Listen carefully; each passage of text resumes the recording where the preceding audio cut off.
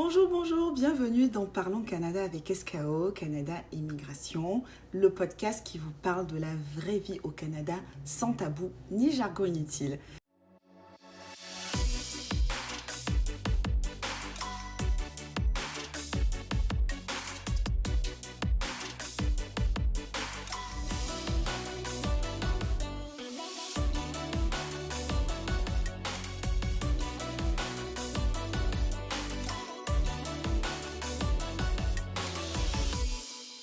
Je suis Sandra, consultante réglementaire en immigration canadienne et fondatrice de SKO, Canada Immigration Consulting.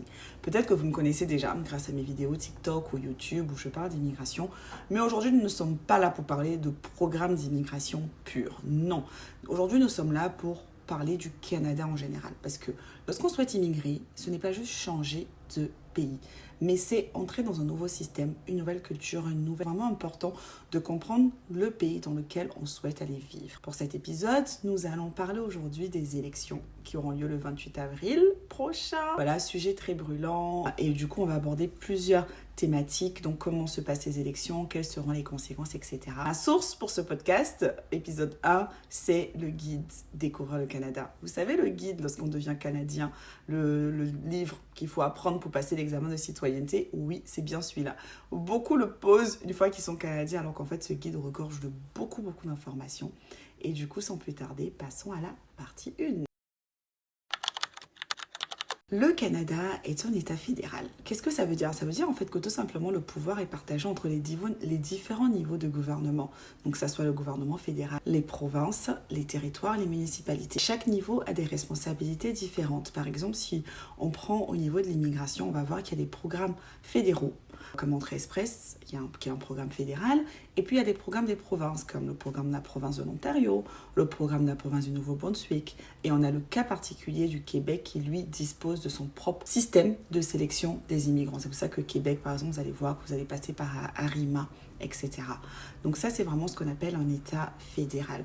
Ensuite, donc, les citoyens vont élire à chaque fois les différents représentants, donc que ce soit les députés, ceux qui vont siéger à la Chambre des communes. Quel est le rôle des députés? Ils ont un rôle super important parce que les députés débattent et votent les lois. Oui, en effet, ils approuvent, surveillent les dépenses publiques et surtout, ils s'assurent que le gouvernement reste responsable devant les citoyens. C'est-à-dire que les membres du cabinet, les membres du gouvernement sont responsables devant les députés. Oui, ils sont responsables devant la Chambre des communes. Et s'ils perdent cette confiance, il y a ce qu'on appelle un vote de censure et du coup, ils doivent démissionner. Donc le Parlement est composé de 3 parties. Le souverain, le roi Charles III, le Sénat et la Chambre des communes. La Chambre des communes, donc, qui est composée des députés, les sénateurs, ils sont nommés. Alors que la Chambre des communes, ils sont élus par le peuple. Et du coup, comme je vous disais, il y a également des élections, que ce soit donc dans les provinces, dans les territoires, etc. Donc on voit que c'est vraiment un système démocratique solide où la voix des citoyens est centrale. Oui, c'est-à-dire que ce sont les citoyens qui votent et qui décident. Donc si vous êtes canadien, que vous n'allez pas voter, sachez que d'autres personnes décideront à votre place. Partie 2. Le droit de vote, un privilège, une responsabilité. Pourquoi je vous dis ça? Parce que pour voter, il faut être canadien. Donc les résidents permanents ne peuvent pas voter, donc il faut être citoyen canadien, avoir au moins 18 ans le jour du vote et être inscrit sur la liste électorale. Le vote est secret, tout est mis en place du coup pour que vous puissiez voter dans de bonnes conditions. Vous pouvez même voter par anticipation. Vote spécial, vous allez normalement recevoir une carte d'information de l'électeur. Du coup, pas de prétexte pour ne pas aller voter. Non mais, blague à part, pourquoi je vous dis que c'est important? Parce que les élections, lorsque vous allez voter, en fait, vous allez voter pour l'avenir. Vous défendez vos valeurs, premièrement, vous défendez vos droits et surtout, vous allez voter pour l'avenir du pays. Ce qui m'emmène du coup à ma partie 3. L'évolution du droit de vote. Ce qu'il faut comprendre, c'est que le droit de vote n'a pas toujours été universel. Historiquement, ce droit était réservé à une certaine catégorie de personnes, excluant notamment les femmes, les autochtones et d'autres groupes minoritaires. Ce n'est qu'au fil des décennies, grâce à des luttes et des revendications, que le suffrage est devenu universel.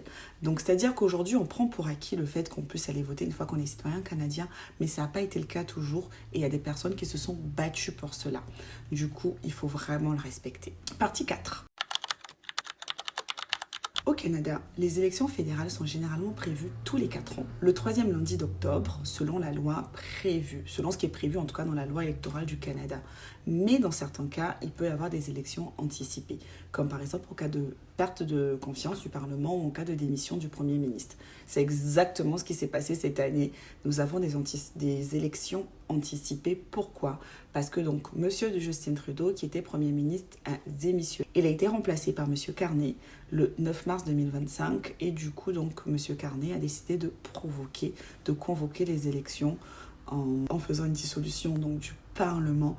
Du coup, qu'est-ce qui va se passer après ces élections ? En gros, donc, on ira voter donc, pour les membres du Parlement, la Chambre des communes, et le parti politique qui remporte le plus grand nombre de sièges à la commune sera invité par le gouverneur général à former son gouvernement, et le chef de ce parti sera le nouveau Premier ministre. Voilà comment ça va fonctionner. Selon les résultats, on aura 2 types de gouvernement.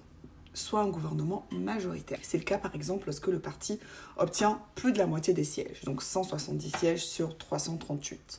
Dans ces cas-là, le gouvernement va diriger avec plus de sérénité. Ensuite, on peut avoir un gouvernement minoritaire. Lorsque le parti obtient moins de 170 sièges, dans ces cas-là, il va devoir cohabiter avec les autres partis pour pouvoir faire passer ses lois. Du coup, qu'est-ce qu'on comprend ? On comprend donc que pour ces élections, on ira voter pour les membres du Parlement, donc la Chambre des communes, mais également, à travers cela, le parti qui emportera plus de sièges, du coup, le chef de parti deviendra le nouveau Premier ministre. Donc en gros, ces élections, les résultats, on va dire, de ces élections pourront vraiment redessiner les priorités du pays, y compris en matière d'immigration, d'éducation ou d'économie.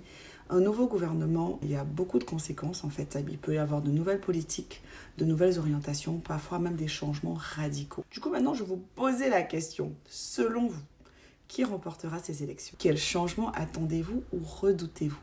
Laissez-moi vos pronostics en commentaire et puis du coup on pourra en discuter. En tout cas, j'espère que ce podcast vous aura aidé. Moi en tout cas, ça m'a fait plaisir de pouvoir un peu revenir à la genèse et expliquer certains points essentiels. N'hésitez pas à vous abonner pour ne rien rater des prochains épisodes. Vous pouvez également partager autour de vous à toutes ces personnes qui souhaitent immigrer au Canada, qui souhaitent comprendre le pays ou tout simplement qui aiment le Canada. Et puis on se retrouve très vite pour un nouvel épisode de Parlons Canada avec SKO Canada et Miigwech. Passez une très bonne journée.